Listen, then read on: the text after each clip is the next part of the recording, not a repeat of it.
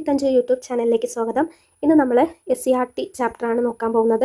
5ാം class മുതൽ നമ്മൾ തുടങ്ങാൻ പോവുകയാണ്. 5ാം ക്ലാസ്സിലെ സോഷ്യൽ സയൻസിലെ 2ാമത്തെ ചാപ്റ്ററാണ് ഇന്ന് നോക്കുന്നത്. ആദ്യത്തെ ചാപ്റ്ററിൽ നമുക്ക് മത്സര പരീക്ഷകൾക്ക് ആവശ്യമായിട്ടുള്ള പോയിൻറ്റ്സ് ഒന്നുമില്ല, അത് കുട്ടികൾക്ക് ബന്ധപ്പെട്ട കുറേ പോയിൻറ്റ്സ് മാത്രമേ ഉള്ളൂ. അപ്പോൾ നമുക്ക് 2ാമത്തെ ചാപ്റ്റർ മുതൽ തുടങ്ങാം. 2ാമത്തെ ചാപ്റ്ററിൻ്റെ പേര് ഭക്ഷണവും മനുഷ്യരും എന്നാണ്. എന്താണ് ഭക്ഷണവും മനുഷ്യരും? ഈ ചാപ്റ്ററിൽ ആദ്യം തന്നെ ഒരു ഡയറി കുറിപ്പ് കൊടുത്തിട്ടുണ്ട്. അതിൽ നിന്ന് നമുക്കൊരു പോയിന്റാണ് എടുക്കാനുള്ളത്. എന്താണ്? ഒക്ടോബർ 16. എന്താണ് ഒക്ടോബർ 16ൻ്റെ പ്രത്യേകത? ലോക ഭക്ഷ്യദിനമാണ് ഒക്ടോബർ 16. ലോക ഭക്ഷ്യദിനമാണ് എന്ത്? ഒക്ടോബർ 16. അതെല്ലാവരും ഓർത്തു വയ്ക്കുക. ഇനി പറയുന്നത് ഭക്ഷണ സമ്പാദനത്തെക്കുറിച്ചാണ്. എല്ലാ ജീവികൾക്കും ഭക്ഷണം ആവശ്യമാണ്. ആദിമകാലത്തെ ഇലകൾ, പഴങ്ങൾ, കിഴങ്ങുകൾ, ധാന്യങ്ങൾ എന്നിവയായിരുന്നു ജീവികളുടെ ഭക്ഷണം. കൂടാതെ ചില ജീവികൾ മറ്റു ജീവികളെ കൊന്നു ഭക്ഷിക്കുകയും ചെയ്തിരുന്നു. മനുഷ്യരും ആദ്യം അങ്ങനെ തന്നെ ആയിരുന്നു. ഇവിടെ കുറേ ചിത്രങ്ങളൊക്കെ കൊടുത്തിട്ടുണ്ട്. ആദിമ മനുഷ്യർ വേട്ടയാടി, മൃഗങ്ങളെ വേട്ടയാടിയും മറ്റു ജീവിച്ചിരുന്ന കുറേ ചിത്രങ്ങളൊക്കെ ഇവിടെ കൊടുത്തിട്ടുണ്ട്. ഇനി തീയും ഭക്ഷണവും എന്ന ഭാഗത്തേക്ക് കടക്കാം. ഇവിടെ എന്താ പറയുന്നത് നോക്കാം. തീ ഉൽപാദനവും നിയന്ത്രണവും. ഉണങ്ങിയ മരങ്ങൾ തമ്മിൽ ഉരഞ്ഞും പാറയിൽ ഉരഞ്ഞും തീ ഉണ്ടാകുന്നത് മനുഷ്യർ കണ്ടു. അന്നത്തെ ആദിമ മനുഷ്യർ ഉണക്ക മരം പാറയിൽ ഉരച്ചോ കല്ലുകൾ കൂട്ടിമുട്ടിച്ചോ തീ ഉണ്ടാക്കാമെന്ന് അവരങ്ങനെ മനസ്സിലാക്കുകയാണ് ഉണ്ടായത്. ആദ്യകാലങ്ങളിൽ തീയുടെ ഉപയോഗം അറിയാത്തതിനാൽ ലഭ്യമായ വസ്തുക്കൾ പച്ചയായി തന്നെയാണ് അവർ ഭക്ഷിച്ചിരുന്നത്. എന്നാൽ തീയെ നിയന്ത്രിച്ച് ഉപയോഗിക്കാൻ പരിശീലിച്ചതോടെ അവർ ഭക്ഷണം വേവിച്ച് കഴിക്കാൻ തുടങ്ങി. തീ ഉപയോഗിക്കാൻ പരിശീലിച്ചത് മനുഷ്യരുടെ ഭക്ഷണ രീതിയിലുള്ള ഉണ്ടായ സുപ്രധാന മാറ്റങ്ങളിലൊന്നാണ്. കാട്ടുതീയിൽപ്പെട്ട് ചത്ത മൃഗങ്ങളുടെ വെന്ത മാംസമായിരിക്കാം അവർ ആദ്യം കഴിച്ച വേവിച്ച ഭക്ഷണം. തീ ഉണ്ടാക്കാനും അതിനെ നിയന്ത്രിച്ച് ഉപയോഗിക്കാനും പരിശീലിച്ചതോടെ മാംസവും മത്സ്യവുമൊക്കെ ചുട്ടു തിന്നുവാൻ അവർ ആരംഭിച്ചു. ക്രമേണ വേരുകളും കിഴങ്ങുകളും ചുട്ടു തിന്നാൻ തുടങ്ങി. ഇങ്ങനെയാണ് മനുഷ്യർ ഭക്ഷണം പാകം ചെയ്ത് കഴിക്കുന്ന രീതിയിലേക്ക് എത്തിച്ചേർന്നത്. അലഞ്ഞു തിരിഞ്ഞ് നടന്നിരുന്ന മനുഷ്യർ വേട്ടയാടിയും ശേഖരിച്ചും അന്നന്നേക്ക് ആവശ്യമായ ഭക്ഷണം മാത്രമാണ് നേടിയിരുന്നത്. പിൽക്കാലത്തെ ഭക്ഷണ സമ്പാദനത്തിനായി അവർ മറ്റു മാർഗങ്ങൾ കണ്ടെത്താൻ നിർബന്ധിതരായി. ഏതൊക്കെ സാഹചര്യങ്ങളിലായിരിക്കാം ആദിമ മനുഷ്യരെ ഭക്ഷണ സമ്പാദനത്തിനായിട്ട് മറ്റ് മാർഗങ്ങൾ കണ്ടെത്താൻ നിർബന്ധിതരായിട്ടുണ്ടാവുക? ഒന്ന്, ഭക്ഷണത്തിൻ്റെ ലഭ്യതക്കുറവ്, ജനസംഖ്യാ വർധനവ്, പരിസ്ഥിതിയിലുണ്ടായ മാറ്റങ്ങൾ തുടങ്ങിയവയായിരിക്കാം. ഭക്ഷണത്തിൻ്റെ ലഭ്യതക്കുറവ്, ജനസംഖ്യാ വർധനവ്, പരിസ്ഥിതിയിലുണ്ടായ മാറ്റങ്ങൾ. ഓക്കെ. ഇനി ഭക്ഷ്യോൽപാദനം.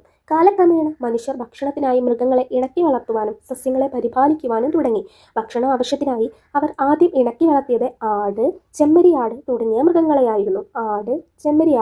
മൃഗങ്ങളെയായിരുന്നു. മനുഷ്യരോട് ആദ്യം ഇണങ്ങിയതും മനുഷ്യർ ആദ്യം ഇണക്കി വളർത്താൻ ആരംഭിച്ചതുമായ മൃഗമാണ് ഇത്? നായ. മനുഷ്യരോട് വേഗം ഇണങ്ങിച്ചേരാൻ കഴിവുള്ളതിനാൽ വേട്ടയാടലിനും കാവലിനുമായി നായകളെ ഉപയോഗപ്പെടുത്തിയിരുന്നു. കൃഷി വ്യാപകമായതോടെ മറ്റ് മൃഗങ്ങളെയും ഭക്ഷണത്തിനും മറ്റ് ആവശ്യങ്ങൾക്കുമായി ഇണക്കി വളർത്താൻ ആദിമ മനുഷ്യർ ആരംഭിച്ചു. വലിച്ചെറിഞ്ഞ ഭക്ഷ്യവസ്തുക്കളിൽ നിന്ന് പുതിയ തൈകൾ മുളച്ചു വരുന്നത് ശ്രദ്ധയിൽപ്പെട്ടതോടെ ആയിരിക്കാം ആദിമ മനുഷ്യർ കൃഷിയെക്കുറിച്ച് ചിന്തിച്ചു തുടങ്ങിയത്. പാറപ്പുറത്തിട്ടാൽ വിത്ത് ഉണങ്ങിപ്പോകും, വെള്ളത്തിലിട്ടാൽ ചീഞ്ഞുപോകും. എന്നാൽ ഈർപ്പവും ചൂടുമുള്ള മണ്ണിൽ വിത്ത് മുളയ്ക്കുമെന്ന് അവർ മനസ്സിലാക്കി. ഇങ്ങനെയാണ് കൃഷി ആരംഭിച്ചത്. തുടർന്ന് ഭക്ഷ്യയോഗ്യമായ ചെടികളും വേരുകളും വൃക്ഷത്തൈകളും തിരഞ്ഞെടുത്ത് നടുവാനും കൃഷി ചെയ്യുവാനും തുടങ്ങി. ഗോതമ്പ്, ബാർലി, ചാമ, കിഴങ്ങ് വർഗ്ഗങ്ങൾ എന്നിവയാണ് ആദ്യകാലത്ത് കൃഷി ചെയ്തിരുന്നത്. ഏതൊക്കെയാണ്? ഗോതമ്പ്, ബാർലി, ചാമ, കിഴങ്ങ് വർഗ്ഗങ്ങൾ എന്നിവയാണ് ആദ്യകാലത്ത് കൃഷി ചെയ്തിരുന്നത്. കൃഷിക്ക് ആവശ്യമായ ജലവും വളക്കൂറുള്ള മണ്ണും പ്രധാനമായും ലഭ്യമായിരുന്നത് നദീതടങ്ങളിൽ നിന്നാണ്. ഈ നദീതടങ്ങളിലാണ് മനുഷ്യർ കൃഷി ചെയ്യാൻ ആരംഭിച്ചത്. ഇതോടെ ഭക്ഷണം തേടി അലഞ്ഞു തിരിഞ്ഞിരുന്ന മനുഷ്യർ കൃഷിയിടങ്ങൾക്ക് സമീപം എന്ത് ചെയ്തു? സ്ഥിരവാസം ആരംഭിച്ചു. കൃഷിയിടങ്ങൾക്ക് സമീപത്ത് സ്ഥിരവാസം ആക്കിയതുകൊണ്ട് അവർക്ക് എന്തെല്ലാം നേട്ടങ്ങളാണ് ഉണ്ടായിട്ടുണ്ടാവുക? കൃഷിയിടങ്ങൾ സംരക്ഷിക്കാൻ സാധിച്ചു. ഭക്ഷണം തേടി അലഞ്ഞു തിരിയേണ്ടി വന്നില്ല. ഭക്ഷ്യവസ്തുക്കളുടെ ലഭ്യത വർദ്ധിച്ചു. കൂടുതൽ വിശ്രമ സമയം കിട്ടി. എന്തൊക്കെയാണ്? കൃഷിയിടങ്ങൾ സംരക്ഷിക്കാൻ സാധിച്ചു, ഭക്ഷണം തേടി അലഞ്ഞു തിരിയേണ്ടി വന്നില്ല, ഭക്ഷ്യവസ്തുക്കളുടെ ലഭ്യത വർദ്ധിച്ചു, കൂടുതൽ വിശ്രമ സമയം കിട്ടി. ഇനി ഭക്ഷ്യവസ്തുക്കളുടെ സംഭരണം. ആദിമ മനുഷ്യർ അന്നത്തേക്ക് ആവശ്യമായ ഭക്ഷണം മാത്രമാണ് ശേഖരിച്ചിരുന്നത്. എന്നാൽ അവർ കൃഷി ചെയ്യാൻ ആരംഭിച്ചതോടെ എന്തുണ്ടായി? അവർക്ക് ദൈനംദിന ആവശ്യം കഴിഞ്ഞും ബാക്കി ഭക്ഷ്യവസ്തുക്കൾ ബാക്കിയായിട്ട് വന്നു. അപ്പോൾ അവരെന്ത് ചെയ്തു? അവ പ്രത്യേകമായിട്ട് സൂക്ഷിച്ചു വെക്കാൻ വേണ്ടിയിട്ട് അവർക്ക് അങ്ങനെ ഒരു ആവശ്യം ഉയർന്നു വരികയുണ്ടായി. അപ്പോൾ അവരെന്ത് ചെയ്തു? മൺപാത്രങ്ങളിലും മൃഗത്തോൽ കൊണ്ട് നിർമ്മിച്ച സഞ്ചികളിലും ഈറ കൊണ്ട് നിർമ്മിച്ച കുട്ടകളിലുമൊക്കെ ആയിട്ട് ഇവ സൂക്ഷിച്ചു വെക്കാൻ വേണ്ടിയിട്ട് തുടങ്ങി. ആദ്യകാലത്ത് കാർഷിക ഉപകരണങ്ങൾ എന്തെല്ലാമായിരുന്നു എന്ന് ഇവിടെ കൊടുത്തിട്ടുണ്ട്. എന്തെല്ലാം നോക്കാം. കമ്പ്, കല്ല്, കൊമ്പ്, എല്ല്. കമ്പ്, കല്ല്, കൊമ്പ്, എല്ല് എന്നിവയായിരുന്നു മനുഷ്യരുടെ ആദ്യകാല കാർഷിക ഉപകരണങ്ങൾ. മണ്ണിളക്കി വിത്ത് കുഴിച്ചിടാൻ ഈ ഉപകരണങ്ങൾ അവർക്ക് സഹായകമായി. മണ്ണിലെ വെള്ളത്തിലിട്ടാൽ അലിഞ്ഞു പോകുന്നതാണല്ലോ മൺകട്ട. എന്നാൽ മണ്ണ് കുഴച്ച് പാത്രങ്ങളായി രൂപപ്പെടുത്തി ചുട്ടെടുത്താൽ വെള്ളം ശേഖരിക്കാമെന്നും ചൂടാക്കാമെന്നും മനുഷ്യർ മനസ്സിലാക്കി. ആദ്യകാലങ്ങളിൽ കളിമണ്ണ് കുഴച്ച് കൈകൾ കൊണ്ടാണ് മൺപാത്രങ്ങൾ നിർമ്മിച്ചിരുന്നത്. കൃഷി വ്യാപകമായതോടെ ധാന്യങ്ങൾ സൂക്ഷിച്ചു വെക്കാൻ പല വലിപ്പത്തിലുള്ള മൺപാത്രങ്ങൾ ആവശ്യമായിട്ട് വന്നു. അപ്പോൾ മൺപാത്രങ്ങൾ ആഹാരം പാചകം ചെയ്യുന്നതിന് ഉപയോഗിച്ചിരുന്നു അവർ അക്കാലത്ത്. അവ നിർമ്മിക്കാനുള്ള ചക്രം കണ്ടുപിടിച്ചത് മനുഷ്യ ചരിത്രത്തിലെ തന്നെ പ്രധാന വഴിത്തിരിവായി മാറി. ഇത് മൺപാത്ര നിർമ്മാണം വ്യാപകമാക്കുന്നതിന് കാരണമായി. ഭക്ഷ്യധാന്യങ്ങൾ സംഭരിച്ച് സൂക്ഷിക്കുന്നതിനായി പ്രാചീന കാലത്ത് ധാന്യപ്പുരകൾ നിർമ്മിച്ചിരുന്നതിന് തെളിവുകൾ ലഭിച്ചിട്ടുണ്ട്. ധാന്യപ്പുര പ്രാചീന ഇന്ത്യയിൽ നിലനിന്നിരുന്ന നദീതട സംസ്കാരമായിരുന്നു ഇത്. സിന്ധു നദീതട സംസ്കാരം. ഏതാണ്? സിന്ധു നദീതട സംസ്കാരം അഥവാ ഹാരപ്പൻ സംസ്കാരം എന്ന് നമ്മൾ വിളിക്കും. ഇവിടുത്തെ ഏറ്റവും പ്രധാന സവിശേഷതകളിൽ ഒന്നാണ് അവിടെ കണ്ടെത്തിയിട്ടുള്ള ധാന്യപ്പുരയുടെ അവശിഷ്ടങ്ങൾ. ഇവ ഇഷ്ടിക കൊണ്ട് കെട്ടിയുണ്ടാക്കിയതായിരുന്നു. വിദൂര ഗ്രാമങ്ങളിൽ നിന്ന് ധാന്യങ്ങൾ കൊണ്ടുവന്ന് ഈ ധാന്യപ്പുരകളിൽ സൂക്ഷിച്ചു വെച്ചിരുന്നു. സിന്ധു നദീതട സംസ്കാരം അഥവാ ഹാരപ്പൻ സംസ്കാരം അവിടുത്തെ പ്രധാന സവിശേഷതകളൊന്നും എന്തായിരുന്നു? ഈ ധാന്യപ്പുരകളായിരുന്നു. അക്കാലത്ത് അധികം വന്ന ഭക്ഷ്യവസ്തുക്കൾ പിന്നീടുള്ള ഉപയോഗത്തിനായിട്ട് സംഭരിക്കുക മാത്രമല്ല ചെയ്തത്, അവർ ആവശ്യക്കാർക്ക് കൈമാറ്റം ചെയ്യുക കൂടി ചെയ്തിരുന്നു. തനിക്ക് ആവശ്യമുള്ള വസ്തുക്കൾ നേടുന്നതിനായി ഓരോരുത്തരും സംഭരിച്ചിരുന്ന വസ്തുക്കൾ എന്ത് ചെയ്തു? മറ്റുള്ളവർക്ക് കൈമാറുകയാണ് ചെയ്തിരുന്നത്. ഭക്ഷ്യവസ്തുക്കളുടെ കൈമാറ്റം ദക്ഷിണേന്ത്യയിൽ എങ്ങനെയായിരുന്നെന്ന് നോക്കാം. ഏകദേശം 1500 വർഷങ്ങൾക്ക് മുമ്പ് ദക്ഷിണേന്ത്യയിൽ ഭക്ഷ്യവസ്തുക്കളുടെ കൈമാറ്റം നിലനിന്നിരുന്നതായി സംഘകാല കൃതികളിലൊക്കെ സൂചിപ്പിച്ചിട്ടുണ്ട്. ഓരോ പ്രദേശത്തുള്ളവരും മറ്റ് പ്രദേശത്തിലുള്ളവർക്ക് അവർ സമാഹരിച്ച ഭക്ഷ്യവസ്തുക്കൾ കൈമാറുകയും അവരിൽ നിന്ന് തങ്ങൾക്ക് ആവശ്യമായവ സ്വീകരിക്കുകയും ചെയ്തിരുന്നു. കടൽ തീരത്ത് താമസിച്ചിരുന്നവർ മറ്റ് പ്രദേശങ്ങളിലുള്ളവർക്ക് ഉണക്ക മത്സ്യവും ഉപ്പും കൈമാറി. പകരം മറ്റുള്ളവരിൽ നിന്ന് മറ്റ് ഭക്ഷ്യവസ്തുക്കളും വനവിഭവങ്ങളും സ്വീകരിച്ചിരുന്നു. വനപ്രദേശങ്ങളിലുള്ളവർ ഇതര പ്രദേശങ്ങളിലുള്ളവർക്ക് വനവിഭവങ്ങൾ കൈമാറി. സമതലങ്ങളിൽ താമസിച്ചിരുന്നവർ അവരുടെ കാർഷികോൽപ്പന്നങ്ങൾ ഇതര പ്രദേശങ്ങളിലുള്ളവർക്ക് കൈമാറുകയും ചെയ്തിരുന്നു. കൈമാറ്റ സമ്പ്രദായം. ഇപ്പോൾ നമ്മളിവിടെ കൈമാറ്റ സമ്പ്രദായത്തെക്കുറിച്ച് നമ്മളിപ്പോൾ ഇവിടെ പറഞ്ഞു. ആവശ്യക്കാരെ അങ്ങോട്ട് കൊടുത്തുനിന്ന് തിരിച്ച് ആവശ്യമുള്ളവ ഇങ്ങോട്ട് വാങ്ങുന്നു എന്നൊക്കെ നമ്മൾ പറഞ്ഞു.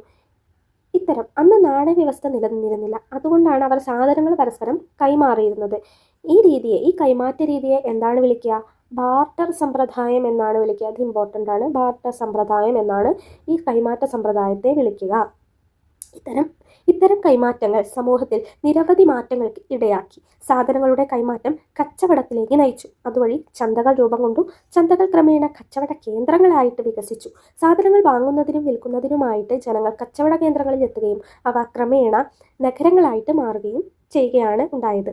ആദ്യകാലങ്ങളിൽ കേരളത്തിലെ ജനങ്ങൾ ഭക്ഷ്യവസ്തുക്കൾ ശേഖരിക്കുന്നതിനും വിദൂര സ്ഥലങ്ങളിലേക്ക് കൊണ്ടുപോകുന്നതിനും കൈമാറ്റം ചെയ്യുന്നതിനും എന്തെല്ലാം വസ്തുക്കളാണ്, മാർഗങ്ങളാണ് ഉപയോഗിച്ചിട്ടുണ്ടായിരിക്കുക എന്നൊക്കെ ഇവിടെ കുട്ടികളോട് ചോദിച്ചിട്ടുണ്ട് കണ്ടുപിടിക്കാൻ വേണ്ടി. ഭക്ഷ്യവസ്തുക്കളുടെ കൈമാറ്റം ഒരു പ്രദേശത്ത് മാത്രമായി ഒതുങ്ങി നിന്നിരുന്നില്ല. ദേശങ്ങൾ കടന്നും ഈ കൈമാറ്റം വ്യാപിച്ചു. പ്രാചീന കാലം മുതൽ തന്നെ നമ്മുടെ നാടിന് വിദൂര ദേശങ്ങളുമായി സാധനങ്ങളുടെ കൈമാറ്റം ഉണ്ടായിരുന്നു. റോമാക്കാർ, ആരൊക്കെയാണ്? റോമാക്കാർ, ചൈനക്കാർ, അറബികൾ, പേർഷ്യക്കാർ, ജൂതർ എന്നിവരുമായിട്ടൊക്കെ പ്രധാനമായിട്ടും എന്തുണ്ടായിരുന്നു? പ്രാചീന കാലം മുതൽ തന്നെ നമ്മുടെ നാട്ടിൽ നിന്ന് സാധനങ്ങളുടെ കൈമാറ്റ സമ്പ്രദായങ്ങൾ ഉണ്ടായിരുന്നു. ഇന്ത്യയിൽ നിന്ന് മറ്റ് ദേശങ്ങളിലേക്ക് പ്രധാനമായും കൈമാറ്റം ചെയ്യപ്പെട്ടിരുന്നത് കുരുമുളക്, ഏലം, ഇഞ്ചി, ഗ്രാമ്പു, കറുവാമ്പട്ട തുടങ്ങിയ സുഗന്ധവ്യഞ്ജനങ്ങളായിരുന്നു. ഇവയിൽ വിദേശികൾക്ക് ഏറ്റവും ഇഷ്ടപ്പെട്ടത് ഏതായിരുന്നു? കറുത്ത പൊന്ന് എന്ന് അവർ എന്നറിയപ്പെടുന്ന കുരുമുളകായിരുന്നു. കറുത്ത പൊന്ന് എന്ന് വിശേഷിപ്പിക്കുന്ന സുഗന്ധവ്യഞ്ജനം ഏതാണ്? കുരുമുളക്. ഇവിടെ ഈ സൈഡിൽ ബോക്സിൽ ഒരു കാര്യം പറയുന്നുണ്ട്. ഇന്ത്യയിലെത്തിയ പോർച്ചുഗീസ് സഞ്ചാരിയാണ് വാസ്കോ ഡ ഗാമ. എല്ലാവർക്കും അറിയാം. അദ്ദേഹം ഇങ്ങോട്ട് വന്നു കച്ചവടത്തിനായി. തിരിച്ചു പോയപ്പോൾ അദ്ദേഹം ഇങ്ങോട്ട് വന്നപ്പോൾ എത്ര യാത്രാ ചെലവ് എടുത്തോ അതിൻ്റെ 60 ഇരട്ടി വിലയുള്ള ചരക്കുകളുമായിട്ടാണ് അദ്ദേഹം ഇവിടെ നിന്ന് തിരിച്ച് യൂറോപ്പിലേക്ക് പോയതെന്നാണ് പറയുന്നത്. നമ്മുടെ ഈ പ്രദേശത്ത് കാണുന്ന പല ഫലവർഗ്ഗങ്ങളും പച്ചക്കറികളും മറ്റൊന്നും നമ്മുടെ ഇവിടെയല്ല അതിൻ്റെ ജന്മദേശം എന്ന് പറയുന്നത്. പല രാജ്യങ്ങളിൽ നിന്നും ദേശങ്ങളിൽ നിന്നൊക്കെ ഇങ്ങോട്ട് വന്നതാണ്. അത്തരത്തിൽ ഒന്നിവിടെ കൊടുത്തിട്ടുണ്ട്. പേരയ്ക്ക നമ്മുടെ ദേശത്ത് എല്ലാ പ്രദേശങ്ങളിലുമായിട്ട് കാണപ്പെടുന്ന ഒരു പഴമാണ് പേരയ്ക്ക എന്ന് പറയുന്നത്. പക്ഷേ അതിൻ്റെ ജന്മദേശം നമ്മുടെ നാടല്ല, മെക്സിക്കോക്കാരനാണ്. മെക്സിക്കോയാണ് പേരക്കയുടെ ജന്മദേശം. ഉഷ്ണമേഖലയിലെ ആപ്പിൾ എന്നാണ് ഇതിനെ വിശേഷിപ്പിക്കുന്നത്. എന്താണ് ഉഷ്ണമേഖലയിലെ ആപ്പിൾ? പോർച്ചുഗീസുകാരാണ് ഇതിനെ ഇന്ത്യയിലെത്തിച്ചത്. പോർച്ചുഗീസുകാരാണ് ഒരു മെക്സിക്കോ ജന്മദേശമായിട്ടുള്ള പേരക്ക എന്ന ഫലവർഗ്ഗം ഇന്ത്യയിലേക്ക് കൊണ്ടുവരുന്നത്. പോർച്ചുഗീസുകാരാണ്. വിറ്റാമിൻ എ, ബി, സി എന്നിവയൊക്കെ അടങ്ങിയിട്ടുള്ള ഒരു ഫലവർഗ്ഗമാണ് ഏത്? പേരക്ക എന്ന് പറയുന്നത്. ഇനി കുറച്ച് കാര്യങ്ങൾ, നവോത്ഥാനത്തിലേക്ക് കടന്നു പോകുന്ന കുറച്ച് കാര്യങ്ങളൊക്കെ ഇവിടെ പറയുന്നുണ്ട്. ഭക്ഷണവും അസമത്വവും. ഭക്ഷണവുമായി ബന്ധപ്പെട്ട് നമ്മുടെ നാട്ടിൽ പലതരത്തിലുള്ള അസമത്വങ്ങളൊക്കെ നിലനിന്നിരുന്നിട്ടുണ്ട്. സാമൂഹികമായിട്ട് അസമത്വങ്ങൾ എല്ലാ വിഭാഗം ജനങ്ങളും ഒരുമിച്ചിരുന്ന് ഭക്ഷണം കഴിക്കുന്നതിൽ തടസ്സമുണ്ടാക്കിയിരുന്നു. ഈ വിവേചനത്തിനെതിരെ സാമൂഹ്യ പരിഷ്കർത്താവായ സഹോദരൻ അയ്യപ്പൻ, നവോത്ഥാന നായകനാണ് സഹോദരൻ അയ്യപ്പൻ, അദ്ദേഹത്തിൻ്റെ നേതൃത്വത്തിൽ എറണാകുളത്തെ ചെറായിയിൽ മിശ്രഭോജനം നടത്തുകയുണ്ടായി. മിശ്രഭോജനം സംഘടിപ്പിച്ചത് ആരാണ്? സ്ഥിരം ചോദ്യമാണ്. ആരാണ്? സഹോദരൻ അയ്യപ്പനാണ്. ഇനി മിശ്രഭോജനത്തെക്കുറിച്ച് ഇവിടെ ഒരു ബോക്സ് കൊടുത്തിട്ടുണ്ട്. മിശ്രഭോജനം 1917 മെയ് 29 വിവിധ ജാതിക്കാരെ ഒന്നിച്ചിരുത്തി സഹോദരൻ അയ്യപ്പൻ്റെ നേതൃത്വത്തിൽ എറണാകുളം ജില്ലയിലെ ചെറായിയിൽ മിശ്രഭോജനം സംഘടിപ്പിക്കുന്നത്. എല്ലാ വിഭാഗം ജനങ്ങൾക്കും ഒന്നിച്ചിരുന്ന് ഭക്ഷണം കഴിക്കുന്നതിനുള്ള അവകാശം നിഷേധിക്കപ്പെട്ടതിനെതിരെയാണ് ഈ സമരം നടത്തിയത്. മിശ്രഭോജനത്തിന് നേതൃത്വം കൊടുത്തതിനാൽ ശക്തമായ എതിർപ്പ് സഹോദരൻ അയ്യപ്പന് നേരിടേണ്ടി വന്നു. കേരളത്തിൽ നിലനിന്നിരുന്ന സാമൂഹികമായ അസമത്വത്തെയാണ് ഇത് വെളിവാക്കുന്നത്. ജാതി വ്യവസ്ഥയാണ് ഈ അസമത്വത്തിന് കാരണമായത്. ഇവിടെ ഓർത്തു വയ്ക്കാം, മിശ്രഭോജനം സംഘടിപ്പിച്ചത് ആരാണ്? സഹോദരൻ അയ്യപ്പനാണ്. 1917 മെയ് 29 എന്നുകൂടി ഓർത്തു വയ്ക്കാം. ആരോഗ്യം സംരക്ഷിക്കുന്നതിന് ആവശ്യമായ ഭക്ഷണം എല്ലാ മനുഷ്യരുടെയും അവകാശമാണ്. എന്നാൽ ജീവൻ നിലനിർത്താൻ ഒരു നേരത്തെ ഭക്ഷണം പോലും കിട്ടാതെ ആയിരങ്ങൾ ലോകത്തിൻ്റെ പലയിടങ്ങളിലുമുണ്ട്. കാലാവസ്ഥയിലുണ്ടാക്കുന്ന മാറ്റങ്ങൾ, യുദ്ധം, തൊഴിലില്ലായ്മ തുടങ്ങിയവ ദാരിദ്ര്യത്തിനും പട്ടിണിക്കും കാരണമാകാറുണ്ട്. ഇനി ഇവിടെ ബംഗാളിലെ ഭക്ഷ്യക്ഷാമത്തെക്കുറിച്ച് കൊടുത്തിട്ടുണ്ട്. ഇവിടെ ഒരു ദൃശ്യമൊക്കെ കൊടുത്തിട്ടുണ്ട്. എന്താണ്? ബംഗാളിലെ ക്ഷാമപ്രദേശത്തെ ജനങ്ങൾ ഭക്ഷണത്തിനായി കാത്തിരിക്കുന്ന ഒരു ദൃശ്യമൊക്കെ ഇവിടെ കൊടുത്തിട്ടുണ്ട്. ഇനി ഇവിടെ നമുക്ക് വായിച്ചു നോക്കാം. ബ്രിട്ടീഷ് ഭരണകാലത്തെ അമിതമായി സാമ്പത്തിക ചൂഷണം ഇന്ത്യയിൽ ഭക്ഷ്യക്ഷാമത്തിന് കാരണമായി. ബ്രിട്ടീഷ് ഭരണകാലത്തെ അവരുടെ സാമ്പത്തിക ചൂഷണം ഇന്ത്യയിലെ ഭക്ഷ്യക്ഷാമത്തിന് കാരണമായി. തൽഫലമായിട്ട് നിരവധി പേർ മരണപ്പെടുകയും ചെയ്തു. ഇതിനൊരു ഉദാഹരണമാണ് 1943 ബംഗാളിലുണ്ടായ ഭക്ഷ്യക്ഷാമം. 1943 ബംഗാളിലെ ജനങ്ങളുടെ പ്രധാന ഉപജീവന മാർഗം കൃഷിയായിരുന്നു. ബംഗാൾ തീരത്തുണ്ടായ ശക്തമായ കൊടുങ്കാറ്റിൻ്റെ ഫലമായി അവിടുത്തെ നെൽകൃഷി വ്യാപകമായി നശിച്ചു. ഇതേ തുടർന്ന് ബംഗാളിൽ ഭക്ഷ്യക്ഷാമമുണ്ടായി. ഈ ക്ഷാമകാലത്ത് ഏകദേശം 30 ലക്ഷം പേർ പട്ടിണി മൂലം മരണപ്പെട്ടു എന്നാണ് കണക്ക്. 1943 ബംഗാളിൽ ഭക്ഷ്യക്ഷാമം ഉണ്ടായതെന്ന് ഓർത്തു വയ്ക്കുക. സമ്പത്തിൻ്റെ വിതരണത്തിലുള്ള അസമത്വമാണ് പട്ടിണിക്ക് മറ്റൊരു കാരണം എന്ന് പറയുന്നത്. സമ്പത്തിൻ്റെ വിതരണത്തിലുള്ള അസമത്വമാണ് പട്ടിണിക്ക് മറ്റൊരു കാരണം. എല്ലാവർക്കും തുല്യമായല്ല സമ്പത്ത് വിതരണം ചെയ്യുന്നത്. അതിനാൽ ചിലർ യഥേഷ്ടം ഭക്ഷണം കഴിക്കുമ്പോൾ മറ്റു ചിലർ പട്ടിണി കിടക്കേണ്ടി വരുന്നു. ദാരിദ്ര്യത്തിനും പട്ടിണിക്കും എതിരെയുള്ള പ്രവർത്തനങ്ങൾ ശക്തിപ്പെടുത്തുകയും എല്ലാവർക്കും ഭക്ഷണം ഉറപ്പാക്കുകയും ചെയ്യുക എന്ന ലക്ഷ്യത്തോടെ ഓരോ വർഷവും ഒക്ടോബർ 16 ലോക ഭക്ഷ്യദിനമായിട്ട് ആചരിച്ചിരുന്നു. നമ്മൾ തുടക്കത്തിൽ പറഞ്ഞതാണ് ഒക്ടോബർ 16 എന്താണ്? ലോക ഭക്ഷ്യദിനം. ദാരിദ്ര്യ നിർമ്മാർജ്ജനത്തിനായി വിവിധ പദ്ധതികൾ നടപ്പിലാക്കി മാതൃകയായ സംസ്ഥാനമാണ് കേരളം. ദാരിദ്ര്യ നിർമ്മാർജ്ജനത്തിനായി കേരള സർക്കാർ രൂപം കൊടുത്തുള്ള പദ്ധതിയായ കുടുംബശ്രീ മിഷൻ ഇതിനുദാഹരണമാണ്. ഇവിടെ ദേശീയ ഭക്ഷ്യസുരക്ഷാ നിയമത്തെക്കുറിച്ച് കൊടുത്തിട്ടുണ്ട്. ദേശീയ ഭക്ഷ്യസുരക്ഷാ നിയമത്തെക്കുറിച്ചിട്ട് നാഷണൽ ഫുഡ് സെക്യൂരിറ്റി ആക്ട് എന്നാണ് 2013 ഓർത്ത് വയ്ക്കുക. ഇന്ത്യയിൽ ദേശീയ ഭക്ഷ്യസുരക്ഷാ നിയമം 2013 നിലവിൽ വന്നു.